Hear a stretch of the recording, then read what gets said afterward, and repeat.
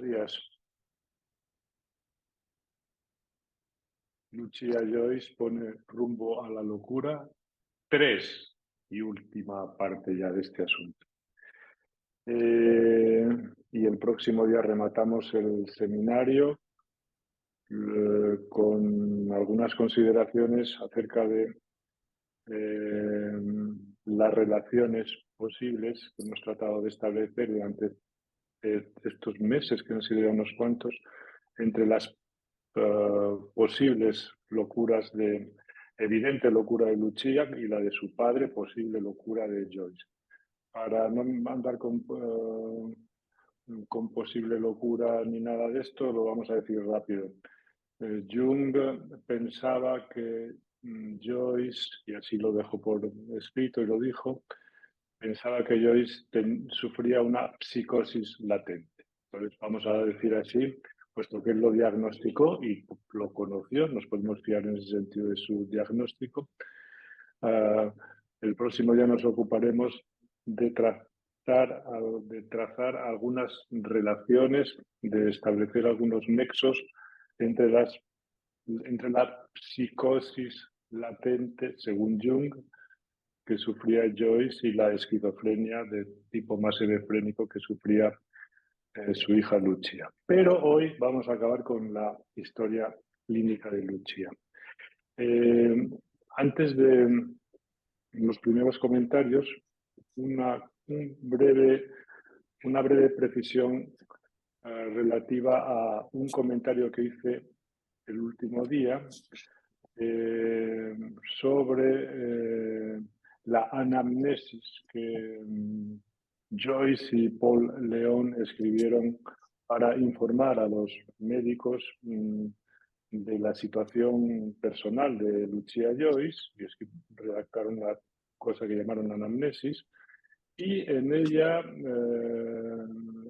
expliqué un pasaje en el que Joyce y Paul León hablaban de lo siguiente. Decían, la primera vez que Lucia Joyce se volvió psicótica, y usaban esta palabra, psicótica. Entonces, alguien me ha preguntado, dice, pero ¿por qué usan esa palabra? ¿No? Es una palabra, es un reconocimiento, se puede decir así, de que ella estaba enferma.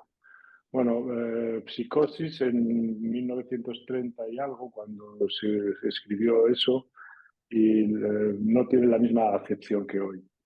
Eso por una parte. Tiene una acepción parecida, es verdad, pero no es la misma. Y menos aún en el decir o en el escrito de un novelista, como es Joyce. Joyce no tiene por qué saber qué decimos nosotros cuando decimos psicosis, porque seguramente él usa esa palabra, es una suposición mía, porque él conocía el uso, que según los diccionarios, en esa época y ahora menos, pero en algunos sitios aún se encuentra, cuando se consulta el término psicosis y simplemente uno lee que cuando esta palabra comenzó a usarse, es decir, antes de la segunda década del siglo XIX, cuando comenzó a usarse, tenía una significación muy precisa. Y eso es lo que podemos ver en los libros de Karl Karnstadt y de Ernst von Feuchterleben, que son dos autores alemanes, o el segundo es austriaco, que comenzaron a usar el término psicosis para referir ambos, el que más eco tuvo naturalmente en ese uso fue Feuchterleben, von Feuchterleben, puesto que era un autor de más prestigio y además escribió un libro que después se leyó mucho, y esta palabra psicose comenzó a usarse a partir de que él la publicó en ese libro sobre de medicina mental, ¿no? De medicina del alma. Y el uso que se daba a psicosis entonces era el siguiente. La psicosis era la expresión psíquica de la neurosis. A ver, si nos entendemos, puesto que el que no conoce la historia anda un poco perdido con esto. Quiere decir que el término central entonces era la neurosis. La gente sufría de los nervios. Y la neurosis era un término que provenía de la neurología, de autores ingleses, ¿no? William Cullen, etcétera, ¿no? Entonces, había un montón de enfermedades nerviosas. La corea de Huntington, por ejemplo, era una enfermedad nerviosa. La histeria era una enfermedad nerviosa. En fin, muchas cosas eran nerviosas. La gente se movía mucho, era nerviosa. La gente, digamos, tenía determinado tipo de alteraciones de la sensibilidad, de los sentimientos, etcétera, también eran nerviosas. Perfecto. Bueno, el caso es que para distinguir un grupo de formas que ahora, digamos, llamaríamos locura, ¿no? O se llamaba entonces besania, de la neurosis, empezaron a hablar de la psicosis, como las enfermedades psíquicas que surgían de ese fondo, de ese mare magno que eran las neurosis o enfermedades de los nervios. Por tanto, que a nadie le extrañe que algunos autores que no saben con precisión de qué hablamos cuando hablamos de psicosis, por ejemplo, Jung usa, creo yo, a mi manera de ver, usa el término psicosis para describir qué eran las manifestaciones psicológicas de una enfermedad de nervios. Eso sí lo podía admitir él, que su hija tenía nervios y que tenía manifestaciones psicológicas de esa enfermedad de los nervios. Es en ese sentido, a mi manera de ver, que se justifica lo que os comenté acerca de que en la anamnesis que escribió James Joyce y Paul León para facilitar y familiarizar a los médicos, a los muchos que atendieron a su hija, a la hija de Joyce, pues usaron en este término para decir que ella se volvió psicótica cuando a raíz de que se quiso contraer matrimonio. Bueno, es la justificación que yo he encontrado y que os aclaro hoy. Bueno, dicho esto, en las últimas clases del seminario nos hemos internado más aún en los asuntos de la psicopatología y de la clínica mental, porque no olvidéis que esto es un curso que se dicta en el Servicio de Psiquiatría y de Salud Mental del Hospital Universitario Río Ortega. Es decir, que también hay algunas personas que me dicen, usted habla mucho de cuestiones de psicopatología. Digo, es que nosotros este es un curso que se da en el seminario, en el Hospital Universitario Río Ortega, para formar a los residentes de psicología clínica y de psiquiatría. No es un curso de literatura comparada ni de nada de esto. Porque hay gente que pregunta estas cosas también. Bueno, entonces nos habíamos quedado el día pasado en lo siguiente. Lucia Joyce estaba ingresada en la clínica en la que trabajaba Jung en Suiza, en la Kunstnacht, y bueno, había problemas porque es una mujer que no, al principio se concibieron esperanzas de que podría mejorar con el tratamiento psicoanalítico de Jung, pero al cabo de un mes Jung ya tenía una opinión muy clara sobre ella y veía que no había mejorado, ¿no? Entonces, como estamos enfocando esta historia clínica como algo que le sucede a muchas familias, muchas personas, a muchísimas familias en el mundo entero, ¿qué haces cuando una persona, claro, está en un sanatorio privado carísimo? ¿Qué haces? La llevas a casa, la mandas con otros familiares para que no viva en casa si es que no puede vivir en casa, la trasladas a una clínica más barata. Bueno, pues este tipo de cuestiones y vicisitudes se les planteaba también en los años 30, en este caso hace casi un siglo ya, a Joyce y a la señora Joyce, a Nora Barnacle. Entonces, bueno, pues ahí estaba una de las cuestiones importantes. Ya viene bien esta introducción para deciros, claro, que el problema que tenían Lucia Joyce a la hora de convivir con sus padres es que su madre y ella mantenían un enfrentamiento, una hostilidad importante y se hacía muy difícil la convivencia con ambas en la misma casa. ¿De acuerdo? Aparte de que Lucia estaba un poco como las maracas de Machín, por así decir, y por tanto a veces le daban unos repentes y unas cosas que claro, le complicaban digamos, la convivencia, ¿no? Entonces no podían llevarla a casa, o si la llevaban a casa se exponían, o sea, se aventuraban a que pudieran pasar cosas de estas. Bueno, habían intentado muchas cosas, ingresarla en otros sitios, que se quedara a vivir con amigos, etcétera. Bueno, o trasladarla a otro hospital. En esas estábamos. Entonces, toda la cuestión es esta. Os decía, Jung, Carl Jung, al cabo de un mes de tratar con ella y tratar muy intensamente y prácticamente a diario con ella, se dio cuenta de que no podía hacer más por Lucia Joyce, ¿no? Esta es la cuestión. Y entonces, unos años después, en una entrevista, esto es 1934, 35, 20 años después, en una entrevista concedida a Patricia Hastings y que recoge también Hellman en la biografía de Joyce, dijo lo siguiente. Voy a leeros el párrafo entero, puesto que no tiene desperdicio. Fijaros lo que dice Jung, y escuchad a Jung como una persona que sabía lo que decía, porque conocía de primera mano tanto a Joyce como a su hija, a la que estaba tratando o había tratado, ¿no?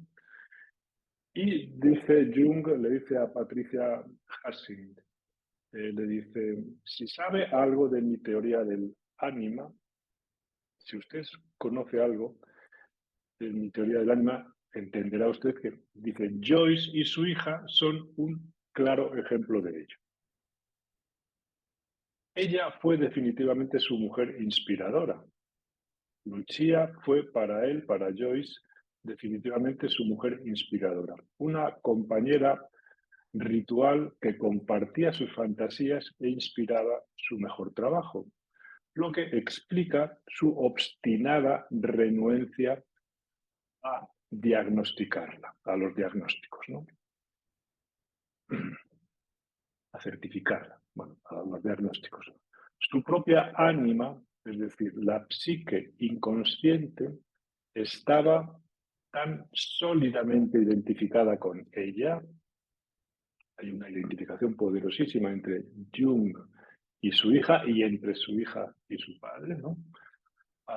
Tan poderosamente identificada con ella que tenerla o que haberla diagnosticado, por ejemplo, de enfermedad mental, habría sido tanto como que él mismo reconociera o admitiera que tenía una psicosis latente. De aquí saco el término. Esto es un término de Jung. Y él mismo tenía una psicosis latente. Por lo tanto, es comprensible que eso no pudiera suceder. Su estilo psicológico, definitivamente esquizofrénico, con la diferencia, sin embargo, de que ella tenía un estilo psicológico definitivamente esquizofrénico, tal. Dice, pero el paciente común, el paciente normal esquizofrénico, no puede evitar hablar y pensar de esa manera, de la manera esquizofrénica o definitivamente esquizofrénica, no puede dejar de hacerlo, mientras que Joyce lo buscaba ese estilo y además lo desarrolló, fijaros qué interesante, con todas sus fuerzas creativas. ¿Qué está diciendo Jung? Que Lucia Joyce presentaba desde el punto de vista de los trastornos del lenguaje, que es a lo que se está refiriendo, formalmente presentaban, poner todos los términos, si queréis aquí, un lenguaje digresivo, saltígrado, en fin, todos los calificativos que veáis en lo que es el lenguaje más esquizofrénico, ¿no? Y ella no podía evitar hacer eso. El lenguaje estaba desorganizado u organizado con esa desorganización, ¿no? Mientras que Joyce dice, buscaba hacer algo parecido, ¿no? Y para ello empleaba todas sus fuerzas creativas. Lo que, por cierto, explica por qué él mismo, es decir, él lo buscaba y que era un creador, explica que él mismo no traspasara, dice, o no, literalmente no fuera más allá de la frontera, es decir, no traspasara la frontera entre la cordura y la locura, ¿no? Pero su hija sí lo hizo, porque no era un genio como su padre, sino simplemente una víctima de la enfermedad.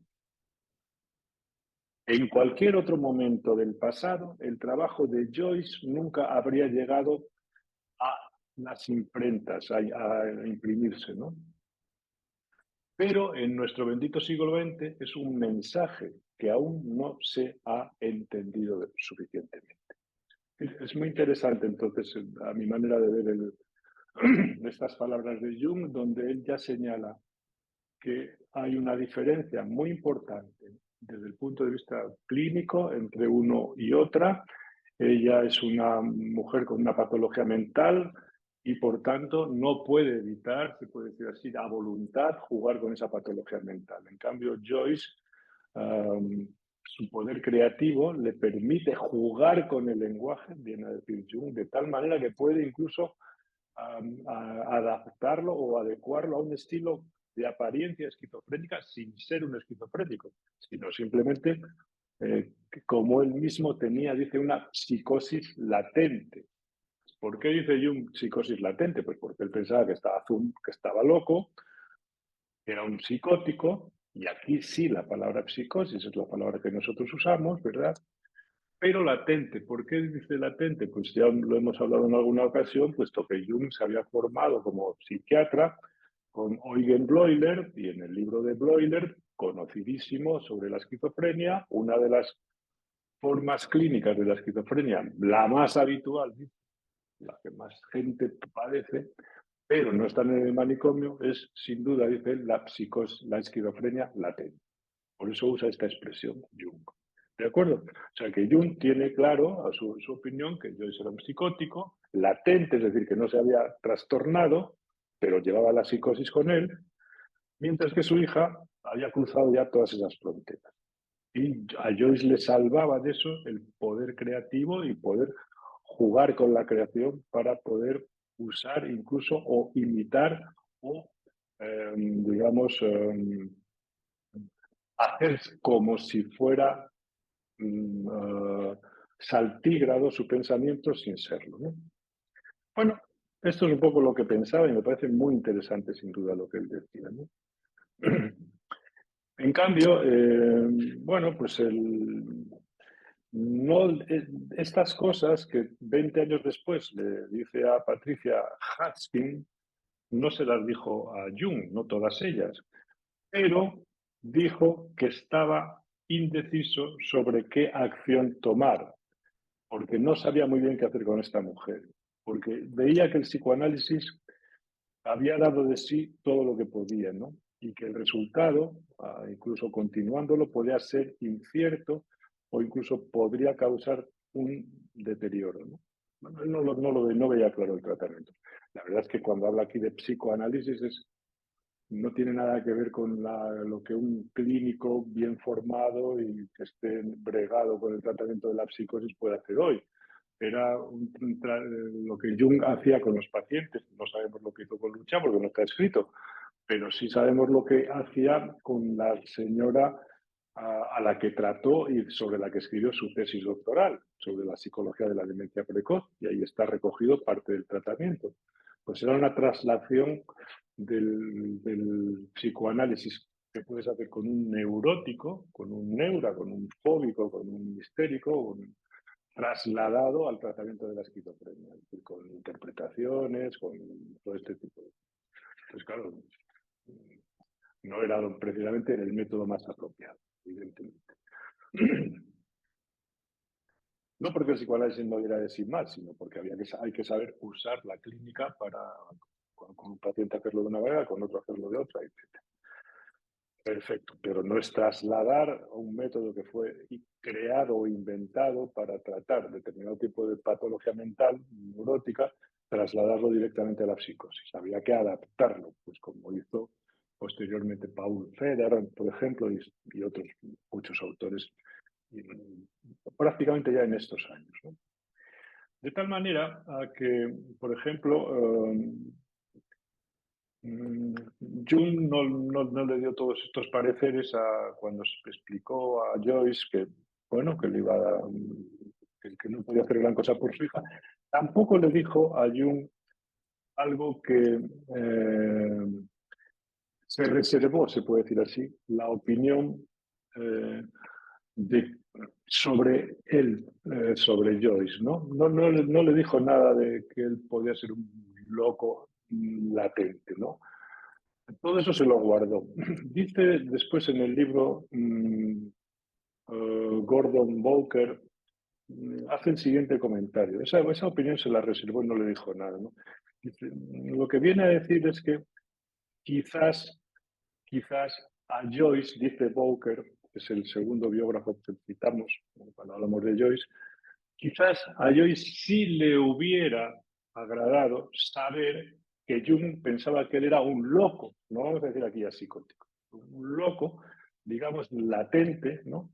Porque Joyce, la locura y la enfermedad mental para él no tenían nada que ver, porque Joyce asociaba la locura con la creación. Por ejemplo, en un libro que ahora os citaré, de un libro de entrevistas de Arthur Power, en una entrevista que este señor hace en un diálogo con Joyce, fijaros lo que dice Joyce. Dice, Hamlet, le dice Joyce, que da una opinión sobre la locura, lo que Joyce pensaba sobre la locura. Dice, Hamlet estaba loco. De ahí el gran drama. Algunos de los personajes de las obras griegas estaban locos. Gogol estaba loco. Van Gogh estaba loco. Pero prefiero la palabra exaltación, dice Joyce. Prefiero la palabra exaltación. Exaltación puede fusionarse en locura, tal vez. De hecho, dice, todos los grandes hombres han tenido esa vena en ellos, le dice Joyce a este entrevistador Power. Fue la fuente de su grandeza. El hombre razonable no logra nada. Entonces, probablemente esto le hubiera gustado a Jung decir, mire, usted es un loco como Gogol o como Van Gogh porque es un genio, ¿no? Lo que está diciendo aquí Joyce, fijaros dónde se separa dos campos, para nosotros no se separan porque usamos la misma palabra para todo, pero para la mayoría de la gente, que no son tan raros como nosotros, pues la locura es una cosa y las enfermedades mentales son otra. Bueno, perfecto. Es, por tanto, de lo que se hace eco en esta opinión Joyce, es de algo que ya conocéis, que es toda la tradición clásica del problema 30 de Aristóteles, que prácticamente lo que dice Joyce es una redacción moderna del problema 30 de Aristóteles, porque todos los hombres de genio son todos ellos melancólicos. Es lo que dice el problema 30. El problema 30 es una pregunta, ¿no? Y Joyce lo dice, a su manera también, dice, de hecho todos los hombres, grandes hombres, han tenido esa vena en ellos. Fue la vena de la locura, fue la fuente de su grandeza.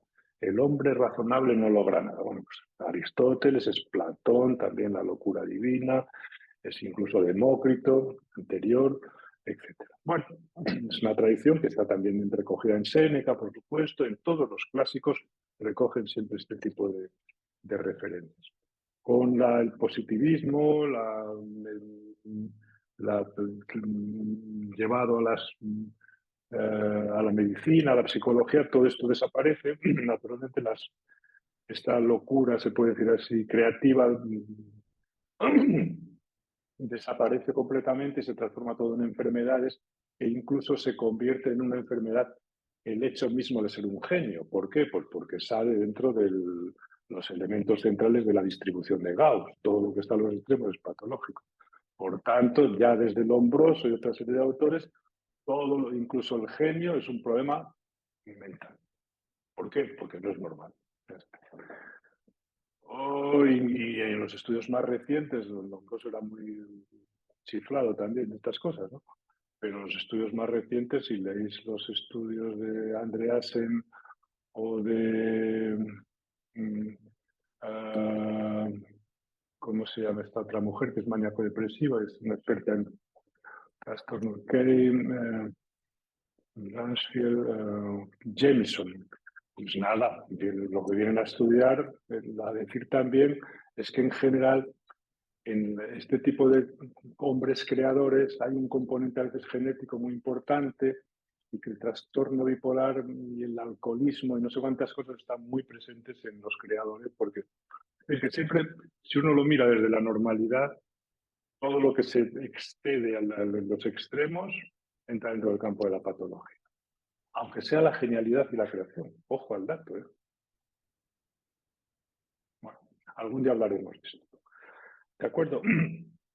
Bueno, entonces, esto es lo primero que quería decir. Es un poco la opinión, ¿verdad?, de Jung sobre, sobre su paciente, nunca mejor dicho, Lucia Joyce.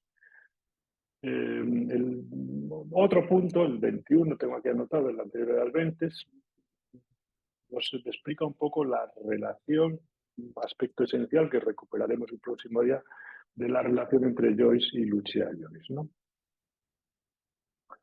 Cuando Jung, el psicoanalista, ¿no?, señaló los elementos esquizoides en los poemas que había escrito Lucia Joyce, algunos, Joyce, recordando los comentarios que Jung años atrás le había dedicado a su Ulises, ¿no?, insistió en que esos poemas eran una anticipación de una nueva literatura por venir.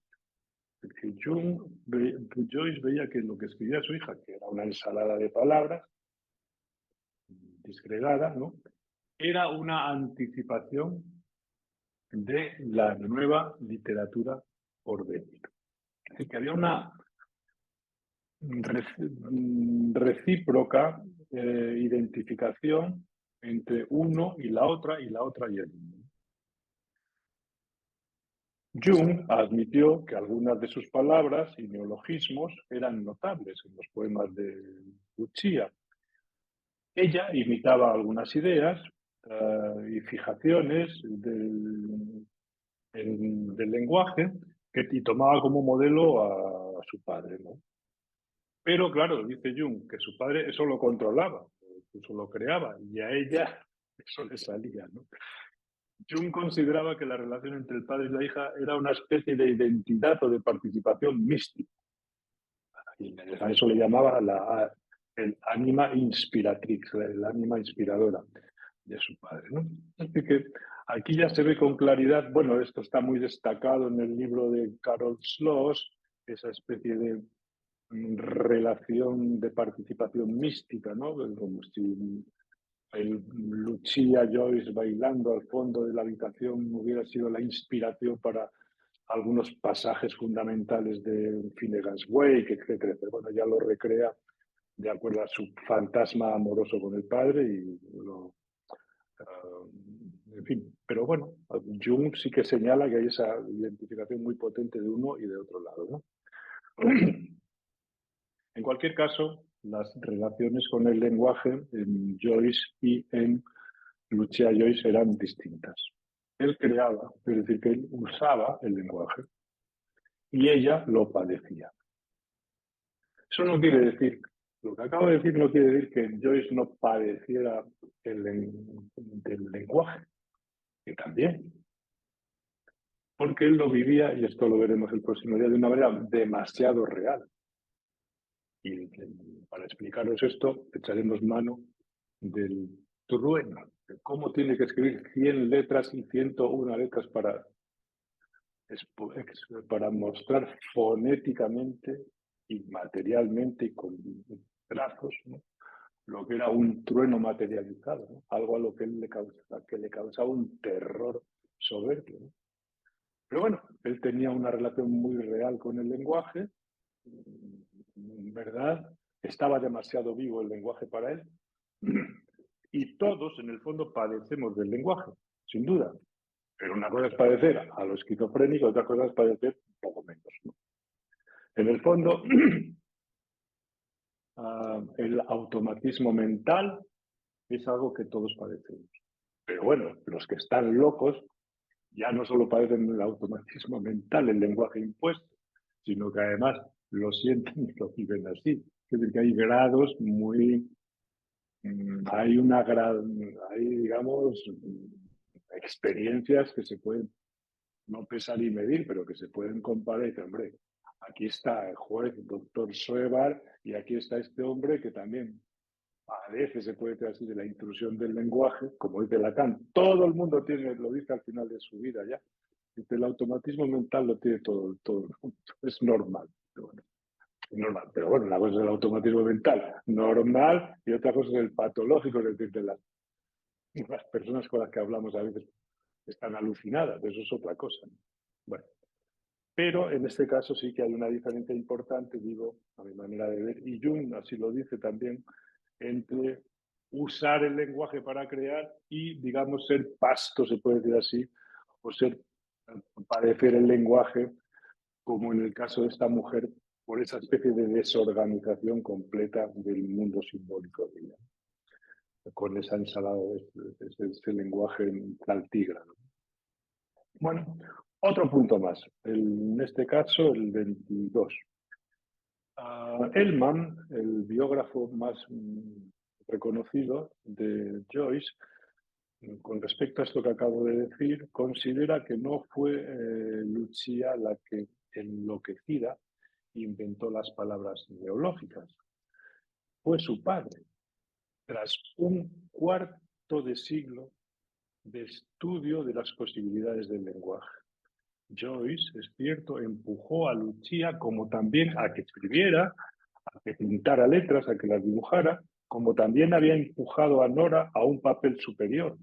Nora, por supuesto, era más iletrada, pero Joyce siempre empujaba en esa dirección. Y entonces Ellman lo que supone es que Joyce se sentía culpable por la enfermedad de su hija y pagaba, se puede decir así, ese sentimiento de culpa con una sumisión a sus deseos, aunque fueran muy caprichosos. Pero ella, en realidad, era su hija, no era su musa, dice Ellman. Y aquí traigo esta opinión para contradecir un poco toda esta cuestión que te aparece tan desarrollada en la novela, en la biografía de Schloss sobre Lucci. Era su hija, no era su musa. Jung, continúa Ellman, estaba igualmente equivocado en otra cosa, ¿no? Que no era su musa, dice Ellman. Y estaba también equivocado en otra cosa. ¿En qué estaba equivocado? Estaba equivocado en que Joyce no era un esquizoide latente, piensa Ellman. Y que, por supuesto, el alcohol, tema muy importante, le hemos dedicado tiempo en el estudio de Joyce, bueno, pues que no desempeñaba el papel ansiolítico que, que cualquiera le atribuía, porque según Ellman, cosa llamativo lo que dice, ¿no? Joyce usaba, bueno, la bebida no para controlar la ansiedad ni las tendencias esquizoides, no, sino que más bien no era un gran bebedor o que no era un alcohólico. Y esto sorprende un poco en el libro de Ellman, ¿no? Entonces, él tiene razones de peso para sugerir, ¿no?, que Jung proviene de una formación en Suiza donde eran todos de la Liga Antialcohólica. Es decir, por él, el Burgosli, o sea, pensad que especialmente en Suiza, hay toda una tradición de ver en el alcohol como un demonio que causa muchos estropicios en el cerebro y que causa muchas enfermedades mentales. Entonces, la reacción de algunos médicos ante eso era que estaban completamente en contra del alcohol. Uno de ellos era Eugen Bleuler y otro era Jung. Es decir, que en el mismo hospital donde ellos trabajaban, que había sido dirigido antes por Forel, después por Bleuler, después por Hans Mayer, del que hablábamos el día pasado, Jung se había formado ahí, pues, veían el alcohol como un demonio. Entonces, al alcohol le veía muchísimos defectos, ¿no? Entonces, dice Elman que Jung provenía de una fanática tradición antialcohólica y que comprender la actitud de Joyce con respecto al alcohol no acertó mucho en eso, ¿no? ¿Y qué piensa Elman al respecto? ¿No? Bueno, dice, Joyce era abstemio durante todo el día y solo bebía por la noche.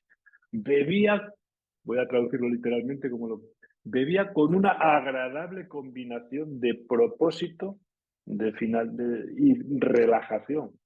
Durante sus veladas de convivencia llenaba su mente con la forma en que la gente hablaba y se comportaba, eso es, observaba, iba grabando lo que veía para escribir, ¿no? Almacenando lo que necesitaba para sus escritos. También confiaba a sus amigos más cercanos, íntimos, las últimas angustias de su vida. Y a medida que la hora se hacía más tarde, que pasaban las horas, cantaba y retozaba para olvidar sus problemas y eludir sus reticencias. Se dedicaba a los excesos con considerable prudencia, dice Elman. Es uno de los puntos que más choca, puesto que hay estudios bastante específicos sobre el abuso, las cogorzas que cogía Joyce, de las que hemos hablado en algunos casos, el perjuicio para su salud, no solo de los ojos, sino física, porque a veces caía y quedaba dormido en cualquier riachuelo por ahí, ¿no? O sea que, bueno, el man aquí discrepa con Jung en dos cosas, que no era un esquizofrénico latente, ¿no? Un esquizoide latente, y que el alcohol no abusaba del alcohol de la manera que Jung decía, ni mucho menos, ni tampoco que lo usaba, digamos, como una droga, como un ansiolítico para calmar tal, sino que bebía con considerable prudencia. Bueno, muy bien.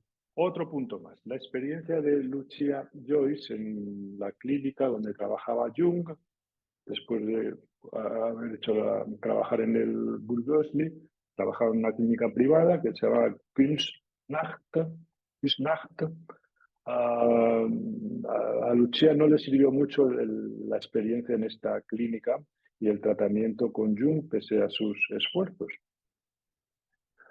Ah, entonces, aquí recuperamos un poco lo que decíamos al principio. Cuando le insinuaron a Lucía que sus padres estaban considerando regresar a París, porque no sabían ya muy bien qué hacer allí, ella no dijo nada. Es decir, que los padres se iban a ir y se iba a quedar ella, que es lo que tenía que haber hecho desde el principio. Pero bueno, ahí estaba, sobre todo yo, metiendo la nariz en todo lo que hacía allí, ¿no?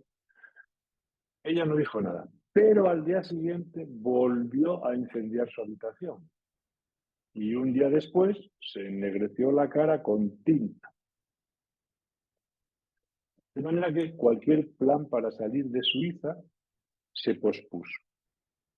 No parecía haber manera de salir de ese laberinto, estaban como atrapados, ¿no?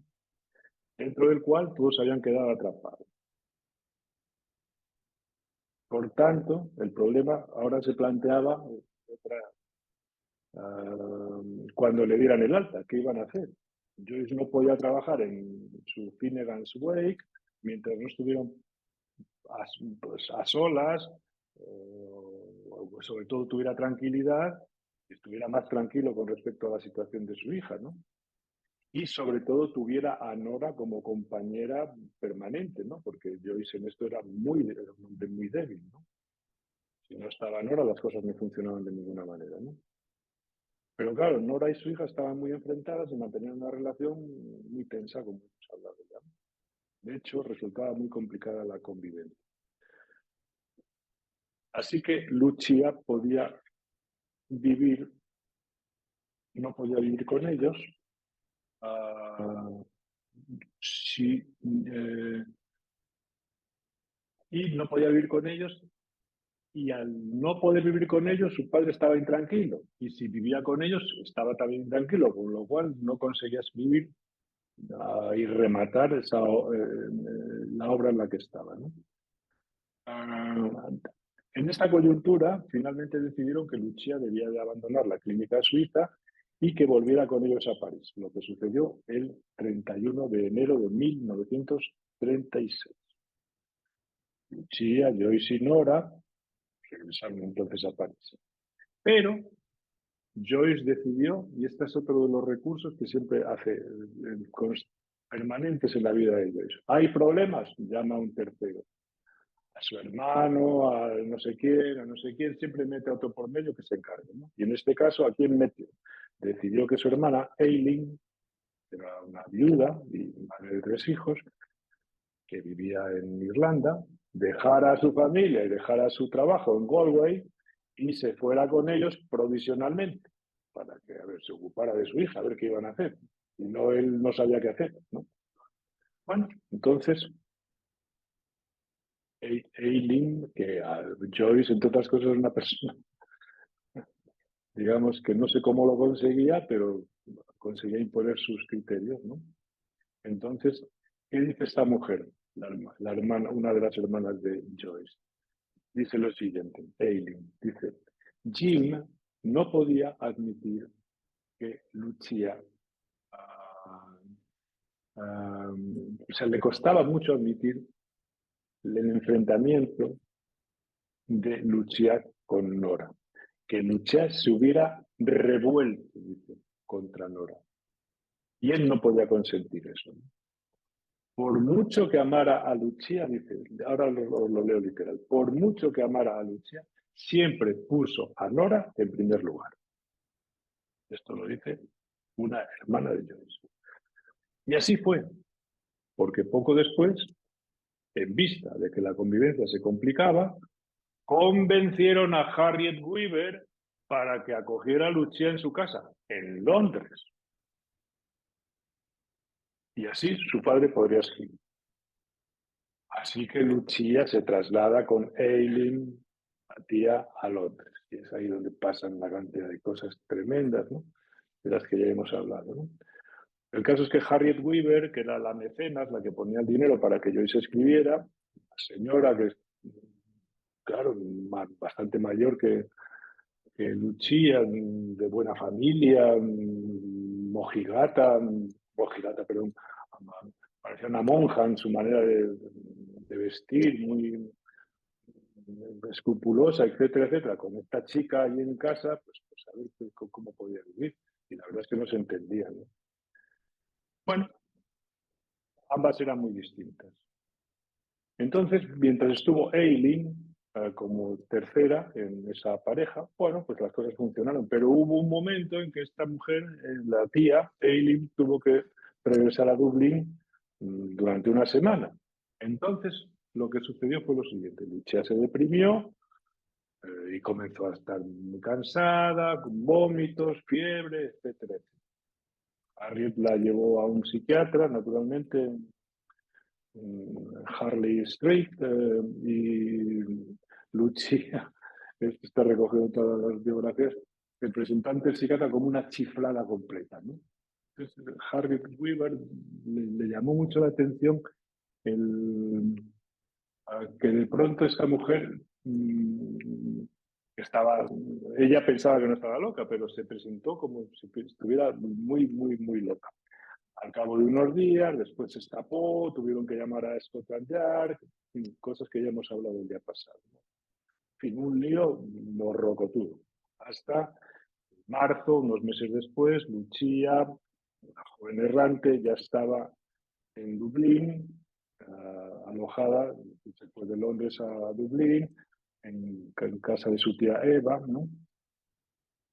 Y pues, Eileen iba informando a su hermano sobre la situación en la que estaba la hija, las pollos o las escenas, dicen aquí, que montaba, etcétera, etcétera. Bueno, y más o menos Joyce conseguía ir escribiendo algo. Dice, Eileen también pensaba que su hermano estaba patéticamente equivocado al, al considerar que Lucia finalmente se recuperara. Casi todos pensaban que estaba muy enferma y que no se iba a recuperar, menos su padre y algunos muy partidarios, Harriet Weider y algunos muy cercanos a su padre. Entre tanto, Lucia, que estaba en este caso en Dublín, eh, se escapó y se fue a Bray, donde estaban dos de sus primos, Botzena, a la que llaman a veces en los libros Baby, Botzena y Nora. Entonces estas chicas, estas mujeres, le proporcionaron un cómodo bungalow junto al suyo. Se daba la circunstancia de que estas mujeres eran trabajadoras porque provenían de una familia muy humilde, mientras que esta chica, Lucia Joyce, con menos de 30 años, disponía de dinero porque su padre le mandaba dinero y no tenía que trabajar ni hacer nada, simplemente vivir. Pero claro, en nudos líos en los que se metía, ¿no? Pronto empezó a causar escándalos por su comportamiento, digamos, disoluto y sus formas salvajes. Pintó la habitación del bungalow de negro, después de un tiempo se fue de Bray de nuevo a Dublín, donde, según recoge de nuevo Bowker, dice Bowker en Dublín, se dio un buen atracón de drogas y fue encontrada vagando por las calles, perdida y hambrienta. Un amigo de la familia, pues, ¿verdad? Entró en juego aquí para ver un poco qué hacían con ella y consiguió después, antes de trasladarla de nuevo a París, ¿no? Walker dice nuevamente, pero ahora que ella estaba en Irlanda, Joyce sintió que había perdido el control de ella y estaba lleno de la rabia y la desesperación de un ciego. Por todos los lados, Joyce escuchaba que era una mala influencia para sus hijos. Y le dijo a Harriet Weaver en una carta, una ruina altiva, soy un juerguista en ruinas. Bien. Y entonces Lucia, dice Bowker, dice, se veía también como una joven ruina altiva, porque Joyce era un hombre pagado de sí mismo, ¿eh? Y había terminado, en este caso, en un asilo de ancianos, donde la habían conseguido meter, recoger de la calle, en Dublín, ¿no? Bueno, entonces se halla en Dublín, completamente enloquecida, después de vagar errante por las calles. Muy bien. Marzo de 1936.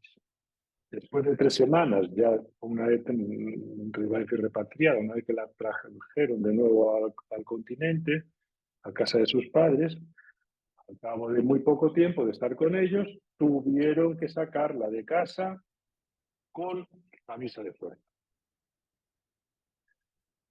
La internaron entonces en una clínica de Le Vésinet, donde el médico insistió en que era peligrosa y debía de ser trasladada a una institución ya más específica.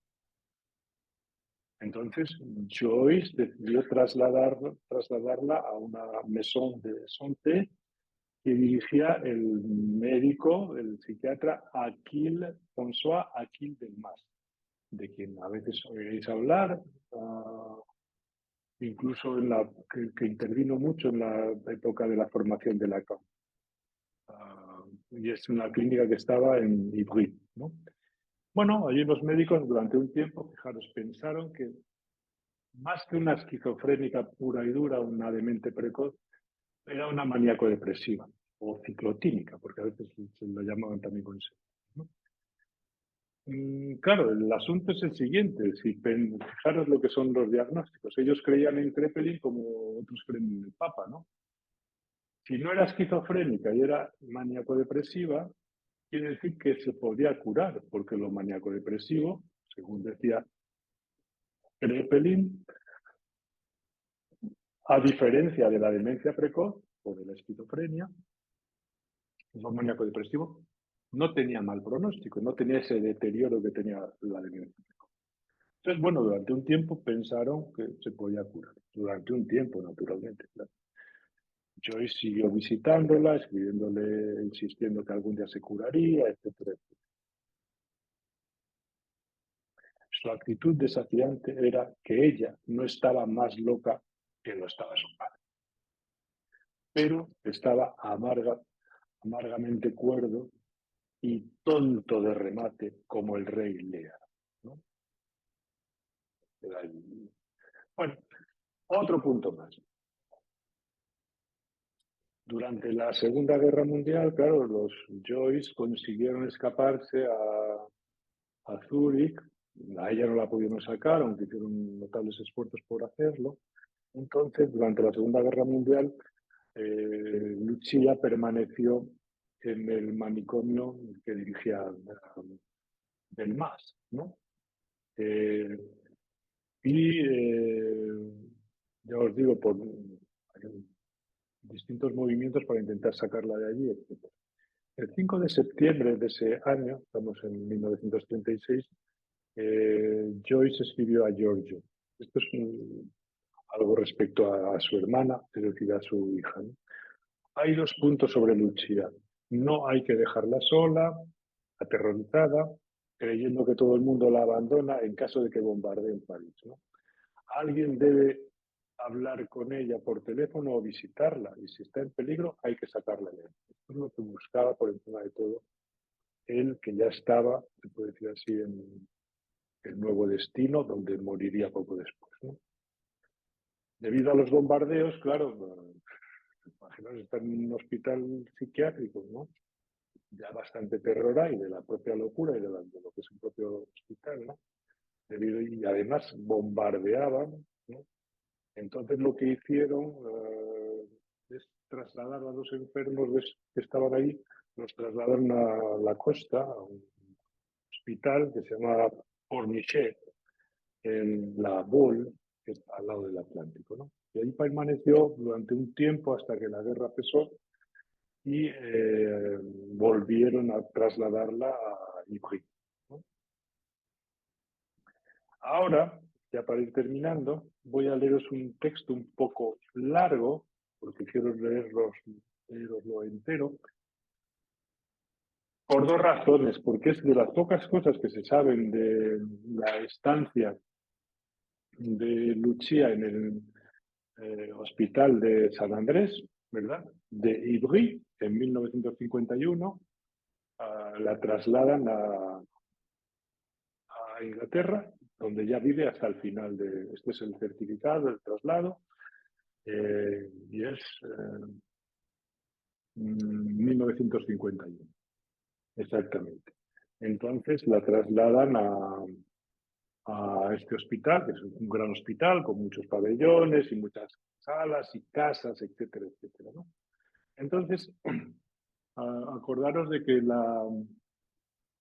eh, la mecenas, una de las mecenas más importantes de Joyce, Harriet Weaver, al final acaba haciéndose cargo también de la hija y de visitarla, etcétera. Pero claro, Harriet Weaver no era eterna y en un momento determinado pensó que bueno, moriría y que alguien tenía que seguir ocupándose de esta mujer, ¿no?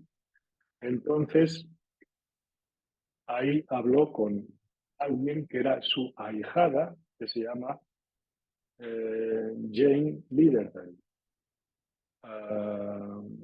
Bueno, y entonces habló con esta mujer para que se ocupara de ella, la visitara, etcétera, etcétera, estuviera al corriente de todo lo que le pasaba y la ayudara en todo lo que pudiera. Perfecto. Entonces esta mujer, Jane Lidderdale, escribió en una especie de folleto que se llama James Joyce Broadsheet, el folleto de James Joyce, ¿no? En 1993, ¿no? escribió el único texto que cuenta un poco qué fue de esta mujer cuando estuvo en el hospital, ¿no? Y os lo voy a leer entero porque me interesan los pocos datos que aquí tenemos, pero sobre todo para que veáis también el punto de vista, es decir, la mirada de esta mujer, con qué ojos la miraba a Lucía, ¿no? Que hasta ahora nosotros estamos hablando de que estaba una mujer desgraciada, tuvo sus pequeños hitos en la vida como bailarina, etcétera, era una mujer muy trastornada, etcétera. Ella la ve con unos ojos completamente distintos. Y conviene a veces también estos otros puntos de vista. No porque tengan más razón, sino porque la misma persona es vista de manera distinta. ¿Y cómo la ve esta mujer? La ve como una señora encantadora con la que se puede tomar el té. Eso es lo que quiere dar a entender. Pero también queda claro que no es tan sencilla de trato, ¿no? Dice, voy a leeros el texto entero. La conocí cuando Harriet Weaver me llevó a ver. Mi madrina tenía entonces 80 años y, como descubrí más tarde, pensaba nombrarme su sucesora como tutora de Lucia si nos llevábamos bien. Así fue. Y con la aprobación formal de Lucia, me convertí en su tutora tras la muerte de Harriet Weaver el 14 de octubre de 1961. Es decir, 10 años después de llegar a San Andrés, ¿no? Desde entonces la visitaba con regularidad y esperaba con impaciencia su sonrisa de bienvenida y la oportunidad de hacerla reír. Tenía un gran sentido del humor. Lucía ya había estado, dice Liddesdale, en San Andrés en 1935, desde diciembre de 1935 a febrero de 1936. No os he dado todos estos detalles, pero sí, en el libro de Ellman ya se recoge que cuando estuvo en casa de Harriet Weaver, al final, y se pensaron, la llevaron a San Andrés, que es un hospital, no solamente, como dicen los argentinos, monovalente, sino era un hospital también general, que tenía muchos departamentos, para que la estudiaran porque pensaban que podía tener alguna enfermedad. Y de hecho pensaron incluso que podía tener cáncer, ¿no? Pero bueno, al final se descartó todo. Entonces, por eso dice Liddesdale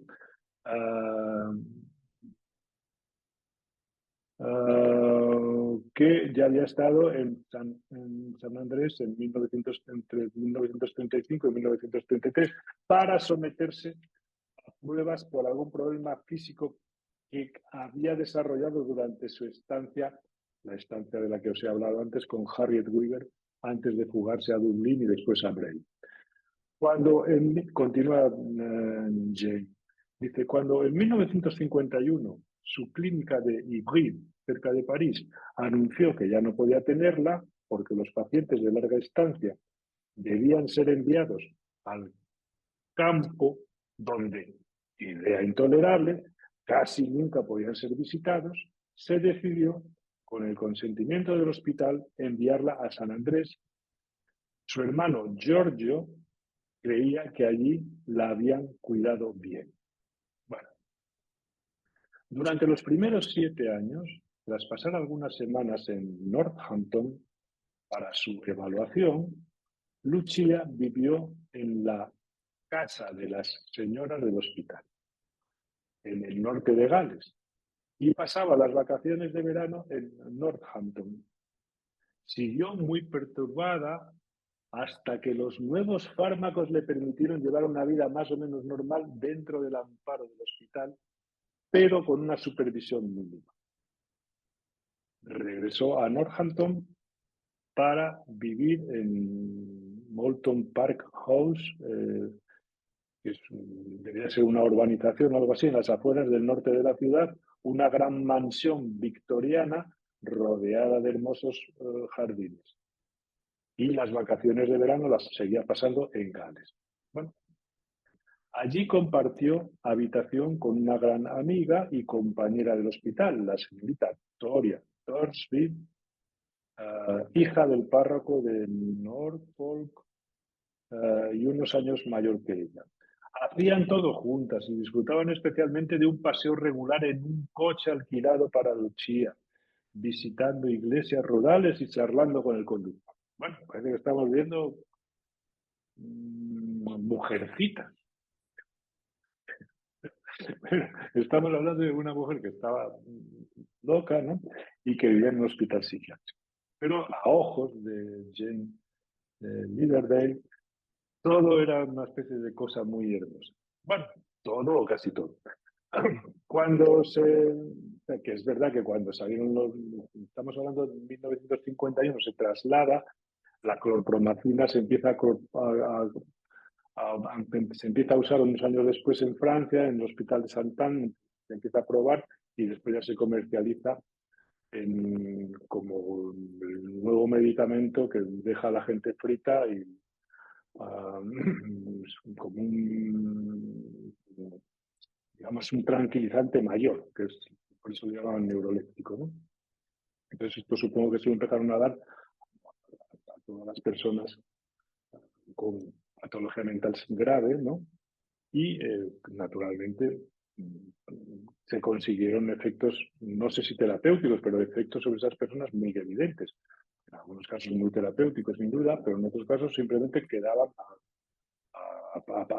aplomados y, por tanto, digamos, todas las cosas así raras de comportamiento, etcétera, etcétera, fueron disminuyendo. Ya os he contado la anécdota cuando Jean Delay y Pierre Beniker describen qué pasaba con los comedores en el hospital de Santán, que había un bullicio, unos ruidos, toda la gente comiendo horrorosamente ahí. Cuando empezaron a usar la clorpromacina, a darse a todos los pacientes aquellos, de pronto estaban todos sobre el plato babeando y ahí no hablaba ni Dios. O sea que es verdad que hay un cambio muy importante, sin duda, en algunos casos muy favorable, en otros casos simplemente que pasaron a otra dimensión de lo que es la sedación importante que inducen los neurolépticos, ¿no? Entonces,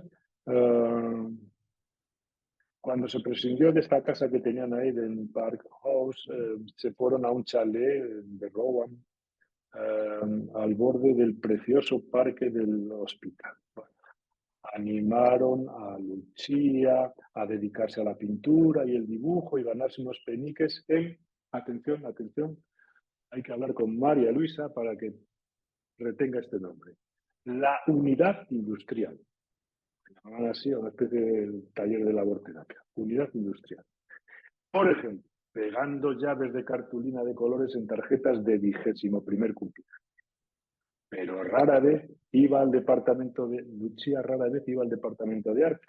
Pues estaba a 200 o 300 metros desde Rowans, subiendo unas escaleras, y a ella no le gustaba ni el paseo ni las escaleras. O sea que, bueno, por más bonito que pinta todo esto, no iba ni a 200 metros como debía de estar Lucia Joyce para no ir.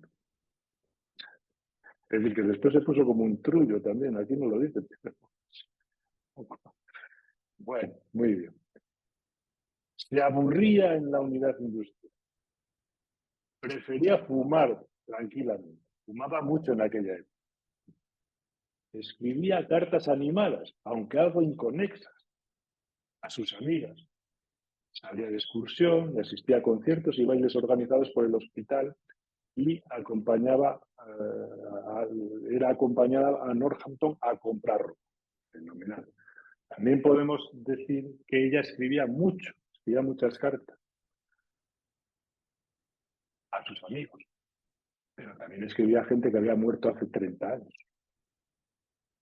Esto ella no lo dice, pero sí lo sabemos por la biógrafa de la que os he hablado, de Samuel Beckett, a quien escribía a veces, le escribía a Beckett, dice, a personas que estaban muertas desde mucho tiempo.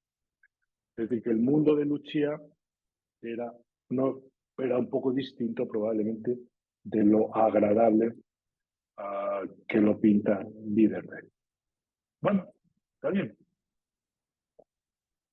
Tenía la extraña idea de que seguía siendo delgada, pero nunca se dio cuenta de que era a las grandes tallas a las que el asistente la dirigía discretamente. cuando iban de compras. Los visitantes, las que lo visitaban, las que la visitaban, siempre eran bienvenidos, siempre que llegaran a tiempo. Giorgio, que entonces vivía en Múnich, vino una vez con su mujer después del simposio, un simposio sobre Joyce importante que hubo en 1967. Su hijastro, Hans Janke, y su mujer también vinieron una vez. La prima de Lucia, es decir, la hija de su tía Eileen, Baby de Limata, de la que os hablé antes. Baby de Limata es la que la conocía muy bien y dijo, ¿qué le pasó a tu prima? Dijo que cuando sus padres le dijeron que era legítima, tuvo un shock que todavía no se ha recuperado de él. Baby de Limata vino varias veces a una estancia en la que cantaban canciones italianas juntas, canciones que habían aprendido en Trieste. Es decir, que ya se conocen desde hace años. Kathleen, la tía materna de Lucia, vino a menudo en los años 60 con su marido, John Griffin, hasta que, para tristeza de Lucia, primero ella y luego él murieron.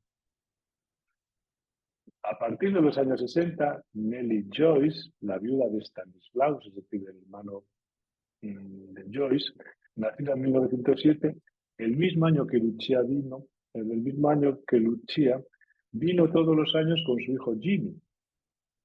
Lucia se sintió muy atraída por Nelly y llegó a sentir devoción por ella, declarando que esperaba estar con ella cuando muriera. Bueno, entre los amigos que vinieron una o más veces estaba Iris Wise. ¿Quién es esta Iris Wise? ¿No? Es la hija de James Stephen. Iris Wise es alguien que la conocía también muy bien, que era más o menos de su edad, y cuando le preguntaron, pero a Lucia, ¿qué le pasó? Dijo lo mismo que David de Limata. Dijo, cuando su madre le dijo que era bastarda, que ellos no estaban casados, sufrió un shock de tal magnitud que todavía no se ha recuperado. Eso nosotros, le decía hoy a Raúl, cuando hablábamos al residente, cuando hablábamos con los pacientes, no llevamos el libro ya y decimos, esto es lo importante y esto es lo accesorio. No, no, no. Es dependiendo de cómo los pacientes exponen lo que han sido sus experiencias y dependiendo del grado de conmoción que les hayan aportado, vivido en esas experiencias, entonces nosotros las vamos ordenando. No tanto porque deben de cumplir los criterios del DSM-5 o de Freud, sino porque la vida del sujeto ha sufrido momentos cruciales, momentos culminantes, y son esos los que nos ordenan, digamos, el panorama de la historia de la enfermedad de ese sujeto, ¿no?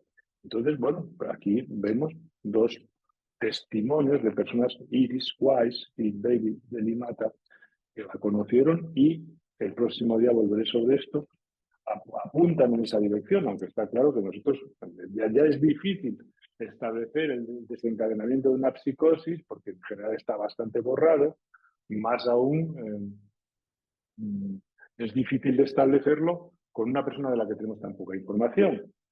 Pero bueno, nos fiamos un poco de lo que dice la gente que la conoció un poco y han opinado sobre eso. Mucho más, aunque son opiniones muy minoritarias. Las opiniones mayoritarias son que la pobre chica cuando tuvo que abandonar el baile, porque tal, entonces se deprimió mucho y que chica más desgraciada se hizo porque tuvo que dejar de bailar. Opinión 2. La pobre chica desgraciada que se había empezado a rehacer y había conocido a Samuel Beckett y había empezado a salir con él y Sam la dejó y no sé qué, también, la pobre se le pasó fatal y eso contribuyó a su locura. Bueno, son opiniones, ¿verdad?, que pueden tener mucho fundamento, pero nos parece que esta otra tiene más fundamento. Bueno, ya el próximo día, que es la última clase, volveré sobre ello. Bueno, ahí habla de una serie de personas que la visitaron, etcétera, incluso Richard Ellman, por supuesto. Y Richard Ellman fue quien pronunció un discurso en el funeral en la capilla del hospital cuando Lucia murió, dirigido por el capellán de la Iglesia de Inglaterra del hospital, el reverendo Douglas Carr, hermoso apellido, a quien Lucia apreciaba y a cuyos servicios asistía ocasionalmente.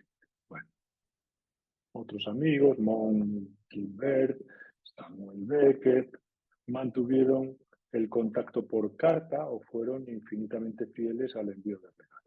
Todas las visitas a los pacientes debían ser autorizadas por el hospital y esta rutina se aplicaba igualmente a los estudiosos de Joyce, por los que Lucia se interesó cada vez más en los años 70. La mayoría de ellos, pero no todos, la respetaban, pero necesariamente se llevaban de su única visita impresiones que dependían del humor de Lucia en ese momento. Vosotros sabéis lo que se llama hablar eufemísticamente. Pues esto es un ejemplo por excelencia de lo que es hablar eufemístico. Todos la respetaban, todos se llevaban buena opinión. Bueno, buenas impresiones, dependían del humor de Lucia. Las visitas fueran o no de intrusos, solían gustarle, pero había una que siempre anhelaba, la visita de sus padres. Y voy terminando. El lento deterioro de sus facultades físicas, en palabras de su médico, hizo necesario su traslado de Rowans a un pabellón del hospital en enero de 1973. Allí permaneció Lucia hasta 1977, cuando fue trasladada al más avanzado de los pabellones geriátricos, el Grafton. Y a partir de ese momento dejó de escribir cartas y se quedó cada vez más inmóvil. Sin embargo, en la sala de estar del pabellón había un piano en el que solía tocar durante un cuarto de hora. Los últimos meses los pasó en Rambau, el geriátrico con mayor ratio personal paciente. El personal de la sala y el personal en general, en todos los ámbitos, era digno de elogio. En Rambau, Lucia pasaba la mayor parte del día sentada en una silla de ruedas, en una de las salas comunes, y solo dormía en sus habitaciones privadas. Pero de vez en cuando salía a dar una vuelta en coche, tomaba una copa de jerez antes de comer y se divertía bromeando. La quería. Lucia siempre insistió en que iba a ser enterrada, no incinerada, y eligió como lugar de enterramiento, de entre varios cementerios rurales, eligió uno, que es el King's Thorpe, un cementerio de la corporación de Northampton, muy bien cuidado. Atención, en la carretera de no sé qué pone aquí, en una carretera, de una vez que cruzas las puertas, girar a la primera a la derecha y la primera a la izquierda, su tumba está a la izquierda, a una fila del camino, cerca de un casta. Que descanse en paz. Bueno, esa es la nota que escribe esta señora, Jane Lidderdale, que fue su tutora después en los últimos años, ¿verdad? Y la que se ocupó de ella, etc. Es una mirada muy distinta de la que nosotros hemos trazado en otras ocasiones. También hemos recogido otra donde la pintan como muy egoísta, muy soberbia y difícil, áspera de trato, etcétera, ¿no? Y hemos recogido la que detallan los biógrafos, que a su vez es distinta.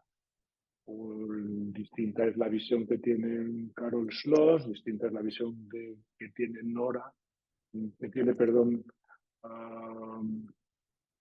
Maddox, de ella, ¿no? En fin, cada biógrafo o cada persona que opina tiene un punto de vista que son las gafas fantasmáticas de cada uno, y entonces ven a los personajes de acuerdo con su novela, con su teatro neurótico o con su teatro familiar privado, ¿no? Entonces ven la realidad de esa manera y cada uno la cuenta como la ve, ¿no? En este caso, esta es una visión, se puede decir, muy de una mujer agradable que estaba metida en un hospital, que no es ni siquiera un manicomio, ¿verdad? Y que, bueno, se toma el té, sale de compras, no se da cuenta ni que está gorda, ni que está pamplada, ni nada. Perfecto. Bueno, y esta es la historia que os he podido contar. Dejadme que diga 4 palabras más antes de despedir la clase. Que os he querido contar acerca de Lucia Joyce, porque todo esto partía, y es donde lo voy a recoger el próximo día, y le damos las últimas puntadas, de en el estudio de la locura desde dentro. Habíamos comenzado este seminario hace ya tiempo, unos años quizás, ¿no? Ya no me acuerdo, ¿no? Coincidiendo con un interés por el estudio de la locura desde abajo, de la locura o de las enfermedades no contadas por los médicos o por la historia de los médicos, de los psicólogos, y no de los propios pacientes. Es trazar la historia desde abajo. Rafael Huertas estaba en lo mismo con sus investigaciones y, bueno, pues a mí me dio por nuestro trabajo más clínico estudiar la locura desde el punto de vista de sus protagonistas, no de lo que cuentan en ese sentido los especialistas, como que conocemos nosotros, sino lo que cuentan los propios pacientes. Y para eso nos hemos detenido durante, no recuerdo cuántos, pero hay seguramente 2 años o quizás más, nos hemos ocupado de estudiar desde dentro lo que el propio juez doctor Paul Schreber contó, explicó de lo que fue su experiencia, no de la locura, sino de su experiencia religiosa de transformarse en la mujer de Dios, ¿no? Estudiamos también con detalle el caso de Marguerite Pantin, de Lacan, visto desde varias perspectivas, la de Lacan y otras distintas, y otras que hemos ido creando sobre la marcha, teniendo en cuenta lo que escribió Lacan en la tesis doctoral y lo que conocemos después de ella, que son muchas más cosas, naturalmente, hasta que murió muchos años después. Hemos estudiado también desde dentro la historia de Ernst Wagner, no solo a través del peritaje que escribió Robert Gaup y la docena de artículos que publicó después, cuando estaba ya en el manicomio, hasta que murió, ¿verdad? Lo hemos visto también en los propios, hemos contado su historia a partir de los propios documentos autobiográficos que Ernst Wagner escribió. Y así nos hemos desplazado finalmente hasta James Joyce. El interés por Joyce, en mi opinión, el mío en concreto, es un interés principalmente literario, artístico. Eso a mí es un escritor que me gusta, pero naturalmente Joyce ha dado pie a muchos estudios sobre la psicopatología y el psicoanálisis a opinar sobre él. El primero de ellos fue Jung, el que lo conoció, porque trató a su hija, y después a partir de él una serie de autores. ¿No? Autores de distinta talla intelectual y de distintas orientaciones. El más conocido, sin duda, uno de los más conocidos es Jacques Lacan, que le dedicó algunas conferencias y especialmente un seminario, el número 23, del que hablaremos el próximo día. Pero hay otra serie de autores muy relevantes en el mundo de no ya del psicoanálisis, sino de la psiquiatría. Por ejemplo, Nancy Andreasen, que le dedicó un texto que se llama El retrato del artista esquizoide, me parece que ya hemos hablado de él. Y otra serie de gente que ha escrito sobre Joyce. Viéndolo, unos lo veían muy sano, otros muy enfermo, etcétera. Todos han dado su opinión. A partir de ahí, una de las claves que yo cuando estudié y escribí sobre Joyce, en el libro de los estudios sobre la psicosis, en un seminario que di hace muchos años cuando no estábamos ni siquiera en el Hospital Universitario Río Ortega, sino que estábamos en el manicomio, en el Hospital Doctor Villacián. Me acuerdo que teníamos, esto se las hacíamos allí en el despacho de Colina, que era el director, en una sala, en una mesa grande, pues ahí nos juntamos con los residentes y tenía por ahí, fue un seminario largo, porque a mí me llevó casi 2 años escribir el texto ese que hice para estudios sobre la psicosis. Y leí bastante. Ahora he vuelto a leer mucho más de lo que leí entonces. Había una chica, una residente, Rebeca García Nieto, que era mucho más lista que yo, naturalmente, y cogió 4 ideas de las que hablábamos ahí, y luego escribió un artículo magnífico, que os lo he recomendado, sobre Joyce y el litoral, ¿no? Un texto muy bueno, y que le venimos dando vueltas a todo esto. Yo la idea que saqué entonces era que algún tipo de conexión, como dice Jung, como dice después Lacan, algún tipo de conexión tiene que haber entre el padre y esta influencia sobre qué tipo de influencia es la que causó en esta hija que después fue esquizofrénica, ¿no? Entonces, esa pregunta se le puede dar varias vueltas, es decir, por una parte, sí, conociendo un poco de perdonad la expresión, la psicología de Joyce, podemos entender un poco la locura de Lucia, punto uno, o incluso, como yo lo planteaba, conociendo la psicopatología de Lucia, podemos entender algo de la supuesta locura, voy a poner las palabras de Jung, eh, psicosis latente de Joyce. Esa es la pesquisa que seguí, la que he seguido ahora, ¿no? Bueno, el próximo día vamos a ver un poco, a retomar cosas que hemos ido apuntando, ¿verdad? Para ver qué tipo de conexiones hay ahí que nos ilustren acerca de Joyce y Lucia, las respectivas, si se puede decir así, locuras de cada uno de los dos, cómo se conectan y en qué eran muy distintas. ¿De acuerdo? Porque es una relación que nos da mucho pie para entender a uno y a la otra. No solo esa relación, porque la relación con Laura Barnacle es fundamental también, en ambos, tanto en Joyce como en su madre, como en su hija. ¿No? Perfecto. Y el próximo día a ver si soy capaz de rematar todo esto para ofreceros una especie de síntesis de estas largos seminarios sobre las locuras de Joyce y Lucia. ¿De acuerdo? Bueno, creo que hoy nos hemos merecido la comida que vamos a tener ahora y el próximo miércoles continuamos, ¿de acuerdo? Mandamos aquí saludos a gente de todos los sitios, desde Colombia hasta Argentina, California y en España. Hasta está Juan del Águila, porque se ha escapado de la consulta. No deberíamos decir su nombre, seguro que se ha escapado, se ha dejado por atender a medio Albacete. Bueno, mandamos un saludo a todos. Vale, abrazos y continuamos el miércoles.